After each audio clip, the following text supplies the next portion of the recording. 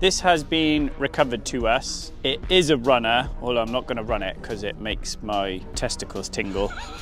That it shouldn't be run because the noise it makes is pretty bad. The complaint is it doesn't store a misfire, it doesn't bring the engine light on, but it is misfiring. It's what we would call like a soft misfire. Now V10s are buggers because they hide misfires very, very easily because they've got 10 power strokes or 10 power pulses every 720 degrees. Whereas a 4-cylinder engine, it's very obvious when you get a misfire because it's 4 power strokes or 4 power strokes every 720 degrees. So V10s and V12s are again worse, hide misfires very, very well. It does surprise me that it hasn't brought a code up for misfires, but I probably haven't run it long enough to get them to store since it's been here. The biggest story with this is it's owned by a chap. We've had quite a few conversations. A lovely chap called Tom who won it on a raffle.